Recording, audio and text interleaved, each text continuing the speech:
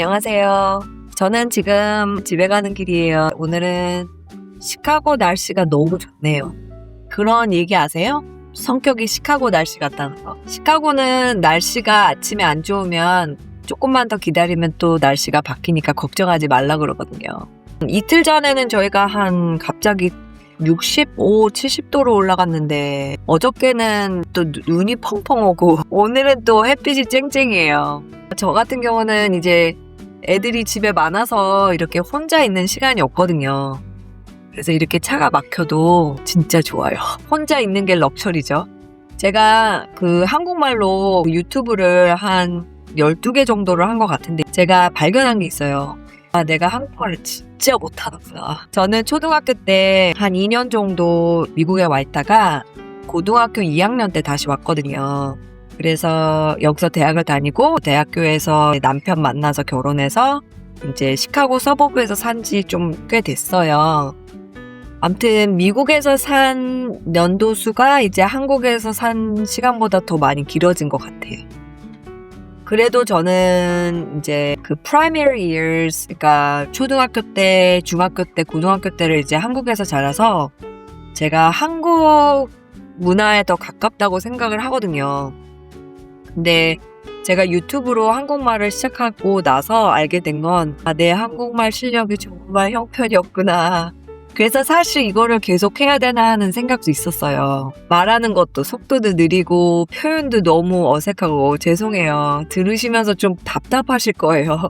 근데 말하는 저는 더 답답해요. 유튜브를 시작하게 된 동기는 저는 이제 모태 신앙생활을 했거든요. 그래서 7살 때 정말 예수님을 깊게 만나고 반항기가 고등학교 때 있다가 대학교 때는 시카고에 있는 무디 신학 대학교에 와서 이제 거기서 제 남편을 만난 거예요. 근데 사실 무디를 간 것도 믿음이 좋아서가 아니라 다른 동기가 있었어요. 그냥 아빠, 엄마가 이제 일을 마치시고 주재원으로 오셨다가 이제 한국에 들어가시는데 있을 수 있는 대학이 2군데밖에 없었거든요. 유학생으로 되기 때문에 장학금을 주는 학교는 2군데밖에 없었는데 신학교 같은 대학교에 이제 입학을 해서 다니게 됐어요. 그래서 저한테는 너무 축복이었죠. 이제 신학 대학교도 나오고 남편이 신학 대학원도 들어가고 하니까 이제 목사가 된 거예요. 그러니까 어떻게 하다 제가 사모가 된 거죠. 제가 신학 대학교를 다니다 보니까 피아노 반주도 했었고 그 다음에 유년부 전도사도 했었어요. 이제 그러고 나서 결혼해서 이제 아이를 낳고 다민족 교회 개척을 시작하게 된 거예요. 근데 제가 왜 이 얘기를 드리냐면요. 저는 이제 오랫동안 교회에서 자랐기 때문에 교회에 대한 그런 문화도 알고 교회에서 쓰는 예의나 이런 거를 다 알잖아요. 그런데 제가 삶이 하나님과는 가까운 삶이었지만 정작 제 안에 있는 삶은 평안이나 이런 기쁨이 계절처럼 업앤다운이 되게 심한 신앙생활을 했던 것 같아요. 그래서 돈이 조금 풍족할 때는 마음이 안정적이었다가 아니면 돈이 없으면 불안해한다던가 아니면 남편이랑 조금 싸우고 다투면은 막 얼굴이 막 찌그러지고 좋으면은 또 헤헤거리고 이런 롤러코스터 타는 그런 삶을 제가 살았거든요. 근데 그걸 제가 그런 88열차를 타고 있다는 사실도 몰랐어요. 왜냐면 바쁘게 일하면서 바쁘게 사역하면서 그냥 그렇게 하면 하나님이 기뻐하시겠지 하면서 살았는데 제가 아이들을 이제 하나 둘 이제 키우면서 그런 이제 상처를 치유하지 않고 아이들을 키우다 보니까 그 상처들이 아이들에게도 가더라고요. 점점 이 사역하면서 기쁨도 없어지고 겉으로는 주일 가서 봉사하고 이러지만 정말 기쁨이 없는 거예요. 성경을 보면은 예수님이 말씀하시는 평안이 가득 찬 삶 그리고 상황에 상관없이 있는 믿음 그런 것들은 별로 없는 것 같고 그냥 누가 나에 대해서 욕을 했다 그러면은 막 속에서 화가 나거나 상처를 받고 누구가 칭찬을 막 해주면은 기분이 엄청 좋아지고 이런 너무나 이렇게 업앤다운이 있는 삶을 사는 제 모습을 보면서 이거는 아닌 것 같은데 하는 생각이 자꾸 들었어요. 저는 몰랐죠. 뭐가 잘못되고 있는지 겉으로 보기엔 신앙적인 활동을 하고 있었으니까요. 예수님과는 좀 거리가 먼 삶을 제가 살고 있더라고요. 그래서 하나님이 되게 오래 기다리셨던 것 같아요. 제가 금년에 47세가 되는데 제가 35세 때 하나님을 또 만났어요. 아이러니하게도 너무나 열심히 봉사하고 있는 기간에 제 마음은 바닥이 난 상태였던 것 같아요. 어떻게 보면 두려움이죠. 우리가 다 두려움과 상처가 있기 때문에 그런 치유를 할 수가 없거든요. 왜냐면 막 꽁꽁 싸매고 있잖아요. 어떠세요? 저랑 동의하세요? 지금 돌아보니까 보여요. 두려움이 많아서 더 디펜시브하고, 그러니까 누가 나한테 너 이것 좀 고쳐야 되지 않을까? 만약에 뭐 엄마가 그런 얘기 하시면 나 그런 거 없어 하고 이렇게 부인하고, 그 다음에 남편이 너 상담 좀 받으려고 그러면 내가 왜 상담을 받아? 니나 받아? 이런 태도를 가지고 살았는데 하나님께서는 아셨던 것 같아요. 제가 워낙 고집이 세가지고 하나님이 오래 기다리시다가 제 굳은 마음을 깨시기 위해서 제 아이를 사용을 하셨어요. 그래서 저희 큰애가 중학교 때부터 너무 우울해지고 또 분노가 많이 생기고, 고등학교 때는 장난이 아니었어요. 게임만 하고 또 저랑도 엄청 많이 싸우고. 근데 그 과정에서 제가 느꼈던 게 뭐냐면 내 힘으로는 아무것도 할 수가 없구나를 깨닫고, 왜냐면 엄청나게 안 좋았었거든요. 그래서 제가 제 일생에 처음으로 40일간을 작정 기도를 했어요. 40일간의 작정 기도를 하고 제 남편은 금식 기도를 하고 그 아이를 위해서. 그래서 그 아이의 고통을 보면서 제가 하나님 안에서 사실 무너졌어요.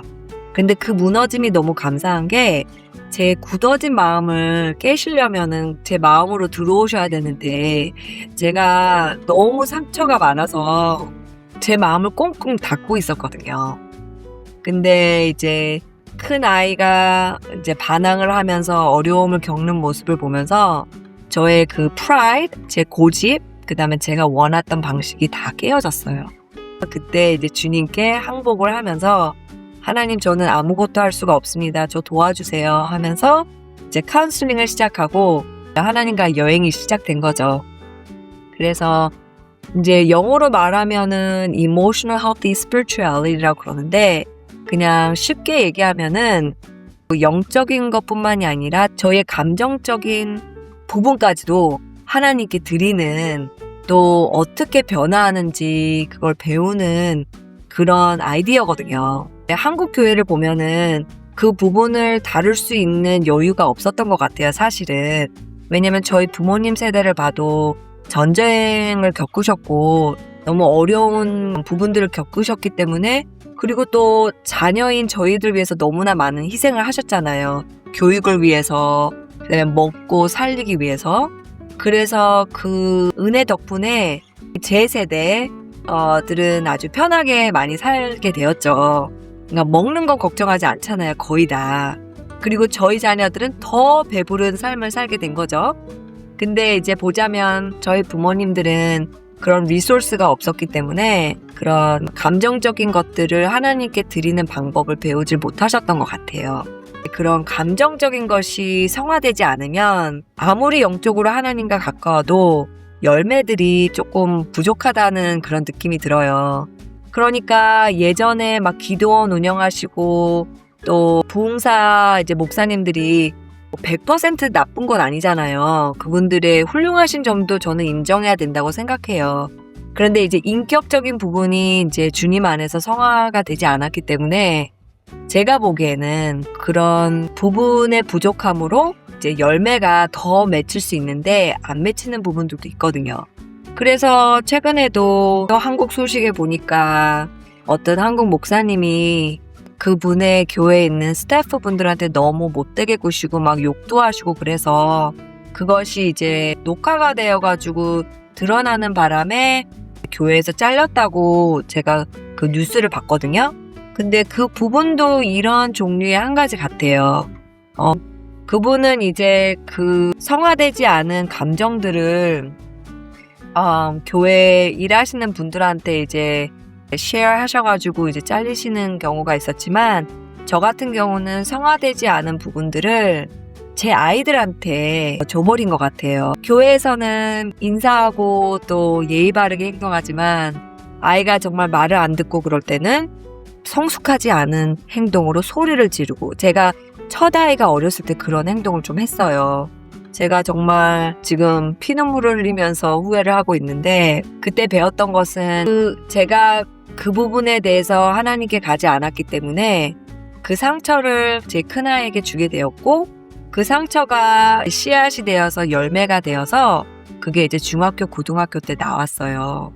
제가 그때 이제 35살 때 완전히 하나님 앞에서 항복을 하고, 하나님께, 하나님, 제가 이 상황을 보니까 너무 희망이 없네요. 제가 솔직히 봤을 때 이거는 가망성이 없어 보였어요. 이 아이가 하나님께 돌아오는 것도 가망성이 없어 보였고, 제 가족의 삶이 이게 크리스천의 삶일까 하는 생각? 오해는 하지 마세요. 남편이 구타를 하거나 전혀 그런 건 없었어요. 그리고 저도 애들한테 소리를 막 크게 지르거나 그런 스타일은 아니거든요.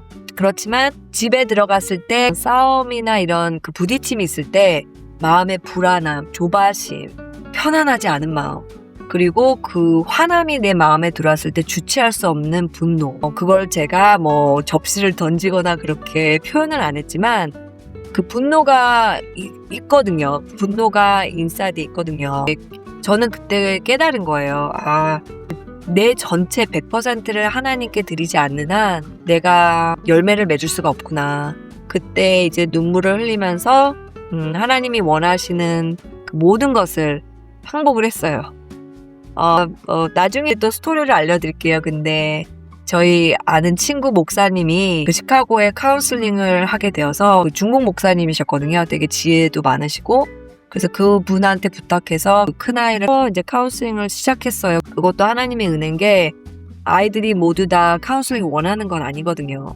근데 그 카운슬링을 통해서 저와 제 남편은 정말 겸손의 자세로 걸어갔어야 됐었어요. 왜냐면 아이만 카운슬링을 받는 게 아니라 부모인 저희들도 들어가서 그 아이의 고통스러운 그런 말들을 들어주고, 또 많은 대화를 하고 또 숙제도 받아오고 그랬거든요. 얼마나 부끄러워요.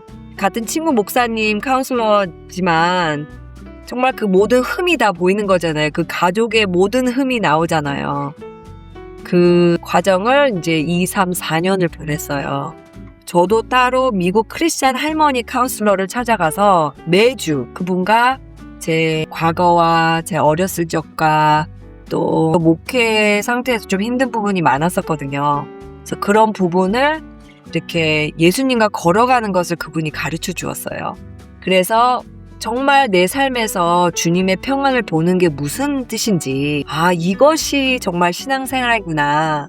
교회에 가서 새벽 기도하고 성경 말씀만 읽고 전도하고 그런 것들도 다 중요하지만 정작 내 삶에서 하나님의 은혜가 넘쳐 나오는 것은 바로 이런 거구나. 그때 많이 배웠어요. 그래서 제가 한국말도 잘 못하는데 혹시나 저 같은 사람이 있을까봐 그 한 사람한테 제 경험을 나누어서 얘기해주고 싶어서. 왜냐면 걸어오는 과정이 되게 외로웠거든요. 한국 문화에서는 그런 말들, 자기 가족이 힘들어하는 것을 나눈다는 게 꽤 힘들잖아요. 그쵸? 되게 수치스럽고 부끄러울 수도 있고, 영어로는 shame이라고 그러거든요. 예를 들어서 나의 아이가 엄청 대학을 못 간다거나 이혼을 했다거나 아이가 잘 못하고 있으면 한국 문화는 괜히 부모도 못하고 있다고 생각을 하는 경우가 있는 것 같아요. 물론 영향이 있죠. 좋은 부모님 밑에서는 또 좋은 자녀들이 많이 나타나지만 항상 그런 거는 아닌 것 같아요. 제가 아는 친한 목사님 부부가 있는데 좋은 부모님이신데도 불구하고 그 자녀 중에 한 아이가 예수님을 떠났어요. 한국 문화에서는 자녀가 좋은 대학을 가면은 부모님의 값어치도 올라가고, 자녀들이 공부를 잘하거나 미래가 엄청 좋거나 좋은 결혼을 하거나 그러면 부모의 값어치도 막 올라가는 느낌? 그런 문화 속에 있기 때문에 자기 자식이 힘들어하거나 우울증이 있거나 그러면 그 부분을 얘기하기가 참 힘든 것 같아요. 그거는 저는 틀리다고 생각해요. 왜냐하면 우리는 각각 하나님의 자녀이기 때문에 우리 자녀들도 하나님의 자녀잖아요. 지금 있는 자세에서 최선을 다하고 있다면 하나님께 모든 것을 맡기고 기다릴 수 있지 않을까 하는 생각이 들어요. 이 공간에서는 제가 얘기하고 싶은 것들이 내가 믿고 있는 예수님, 내가 주님이 나의 전부예요. 말로 얘기하는 예수님과 내 삶의 차이, 그것을 나누고 싶어요. 그래서 거기에 혹시 공감하시는 부분이 있다면 댓글에 이제 아이디어도 얘기해 주시고, 제가 사실은 그런 소셜미디어를 하는 스타일이 아니거든요. 좀 아이러니해요. 제가 유튜브를 한다는 게. 엄청 신기한 거는 제 성격상 이렇게 제 얼굴을 보고 카메라에 대고 얘기하는 거를 저는 잘하지 못하거든요. 어떤 사람들은 무대 앞에서 얘기하는 거 엄청 잘하고 노래하는 것도 잘하고 그런 사람들이 있잖아요. 제 남편은 황씨인데 황씨 분들이 좀 그런 탤런트가 많은 것 같아요. 황씨 가족을 보면은 노래 부르시는 분들도 있고 악기를 하시는 분들도 있고 또 성격들이 되게 활발하시더라고요. 그래서 참 부러워요. 저는 고시거든요. 그래서 뭐 그게 맞는 말인지 모르겠지만 조금 약간 샤이하고 부끄러움 좀 타고 앞에 나가서 하는 것보다는 뒤에서 있는 걸 조금 더 좋아하는 성격이었는데, 이제 35세부터 하나님이 저랑 걸어가시면서 제 성격도 좀 바꾸신 것 같아요. 제가 나누는 것이 한 사람에게도 좀 도움이 된다면 얼마나 좋을까 하는 생각이 들고, 한 가지는 제가 이제 제가 일기 쓰는 걸 너무 좋아하거든요. 그 이유 중에 하나는 일기를 쓰면은 그 순간을 포착하잖아요. 그래서 몇 년 후에 그 일기장을 읽잖아요. 그러면 하나님이 어떤 것을 하셨는지 너무 정확하게 보이거든요. 제 일기장처럼 이 유튜브에 제 생각들을 적어보는 공간을 한번 만들어 볼까 해서 시작한 거예요. 제가 나누는 것이 도움이 된다면 너무 감사하고요. 또 먼 훗날 제가 컴퓨터가 조금 더 편해지면 그런 유튜브 커뮤니티도 잘 만든다 그러더라고요. 제가 아무것도 모르는 상태에서 작정 기도한 거를 쇼츠로 조금 올렸었거든요. 런던에 있는 한 아이 엄마가 저에게 문자를 보내주신 거예요. 근데 저는 너무 놀랐어요. 왜냐면 제가 시카고 서브에 살면서 영국에 있는 한국 엄마를 만날 수 있는 기회가 얼마나 있겠어요. 퍼센티지가 1%도 없겠죠. 그치만 이 유튜브를 사용하면 정말 한국에 있는 어떤 분이랑도 연결될 수가 있고 그 세계 어느 곳에서나 만날 수 있다는 거잖아요. 그게 너무 신기하고 또 익사이팅하고 그래요. 혹시 지금 어려운 시기를 지나고 있거나 아니면 신앙생활을 하고 있는데 좀 이게 어려운 부분이 있으시면 절대 혼자라고 생각하지 마세요. 제가 제 고통을 다른 사람들과 이제 쉐어하다가 보니까 느낀 건, 와, 나 같은 사람들이 되게 많네 하는 그런 느낌이었어요. 그래서 사람이 어려운 시간을 지나고 고통스러울 때는 나만 이 상태에 있다고 느끼게 되거든요. 그건 정말 거짓말이에요. 먼저 만약에 하나님의 자녀이면 하나님이 같이 계셔주시고 성령님이 항상 계시잖아요. 우리가 마음만 열면 그 한두 사람을 하나님께서 보내주셔요. 그러면 그 사람들을 통해서 저희가 너무 힘들 때 그 힘을 내고 일어날 수 있는 거죠. 그래서 응원하고 싶어요. 힘내시고 다음에 제가 시간 날 때 또 인사드릴게요. 안녕히 계세요.